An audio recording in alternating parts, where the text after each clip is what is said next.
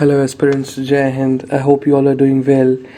So today हम लोग एक और क्वेश्चन के ऊपर आएंगे कि कई बार बहुत सारे एस्पिरेंट्स देखते हैं कि एसएसबी में कई बहुत ही डिज़र्विंग कैंडिडेट्स जो बाकी एस्पिरेंट्स को लगते हैं कि काफ़ी डिज़र्विंग हैं या ब्रिलियंट हैं और वो स्टिल रिजेक्ट हो जाते हैं।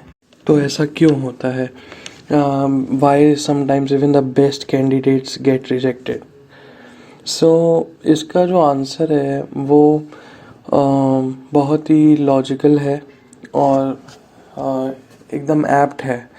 और इनफैक्ट इससे आपको ये क्लैरिटी मिलती है कि what is the actual requirement of the task and what are they seeking from the aspirants. Okay, so let's get into our question and break it one by one into several parts, and I'll give you a logical and thorough explanation about it, and I hope it will help you all. So सबसे पहले let's get to this point कि SSB works on the principle of perfect fit, okay, not the best fit, okay. So perfect fit और best fit में क्या difference होता है ये समझना बहुत ज़रूरी है। परफेक्ट फिट ये है कि जो आपको चाहिए, ठीक है, जो आपकी रिक्वायरमेंट है वो आपको मिले, राइट।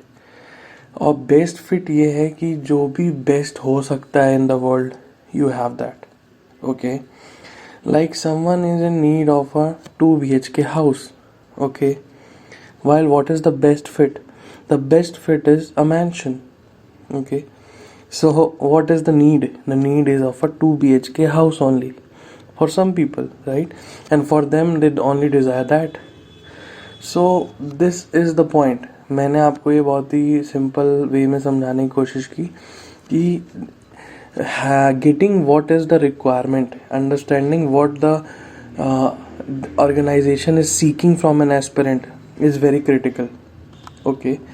So sometimes जो बेस्ट कैंडिडेट्स होते हैं, बेस्ट इन द सेंस बहुत ही इंटेलिजेंट हैं, स्कॉलर ऑफ सॉर्ट्स हैं या स्पोर्ट्स पर्सन हैं, तो ये लोग क्यों रिजेक्ट हो जाते हैं जबकि ये लोग तो हर चीज़ में इतने अच्छे होते हैं?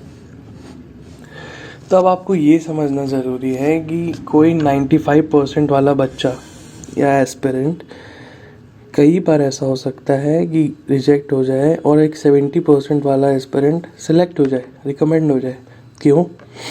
क्योंकि वहाँ पे आपके डिफेंस में 95% की इतनी बड़ी आस्क नहीं है, बजाय कि 70% वाला बच्चा और ऑलराउंडर हो। एक 95% वाले बच्चे का IQ तो बहुत अच्छा है, ठीक है, लेकिन उसके अंदर वो मोटिवेशन नहीं है, या उसके अंदर जो मोटिवेशन है वो अलग पर्पस का है, ठीक है।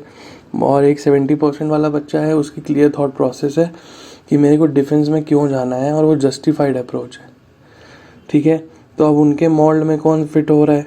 वो 70% वाला बच्चा आराम से फिट हो गया और 95% वाला रिजेक्ट हो गया, ठीक है। एक इंटेलिजेंट बच्चा है जिसके अंदर वो फिजिकल स्टेमिना नहीं है, स्ट्रेंथ नहीं है, वो रिजेक्ट हो सकता है। और एक एवरेज माइंड है, एक एवरेज बच्चा है 70-75% वाला जिसकी फ़िज़िकल स्टेमिना बहुत अच्छी है, कैमराडरी बहुत अच्छी है, टीम स्पिरिट बहुत अच्छी है, वो रिकमेंड हो जाता है, ठीक है। लोगों को क्या लगता है कि वो 98% वाला रिजेक्ट हो गया, अरे नहीं, उसकी रिक्वायरमेंट ही नहीं थी ना, है ना। उन लोग को तो बस ये चाहिए कि एक थ्रेशोल्ड के ऊपर आपके मार्क्स हों, है ना, और बस वो थ्रेशोल्ड के ऊपर हो, के बाद it all depends on the merit list, right. Okay, so then we come to a person who is a brilliant sports person, okay, great stamina, GTO task बहुत अच्छे से किया, लेकिन उस बंदे के अंदर ना टीम स्पिरिट नहीं है, ठीक है। और वहीं पे एक एवरेज एस्पिरेंट है जो हर टास्क करता है, अपना पूरा एफर्ट डालता है, उसके अंदर टीम प्लेयर एटीट्यूड है, उसके अंदर कैमराडरी की इम्पोर्टेंस समझता है, बट ऑब्वियस है who will get selected? The second one, okay, a person who performs superb in psychological test, ठीक है, बहुत अच्छा लिखता है, बहुत अच्छी साइकोलॉजी रखता है, बहुत अच्छी थिंकिंग है, और इंटरव्यू में ही लाइड, ओके, इंटरव्यू में the person is lying and he got caught, तो क्या होगा? रिजेक्ट हो गया।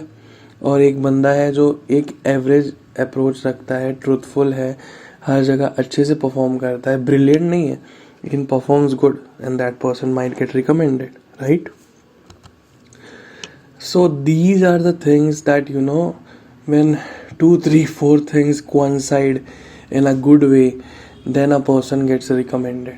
Okay, and I would personally suggest that you don't need to be a master in any field to get recommended. Okay, you just need to be an all-rounder when in all the fields that are required by the defense standard.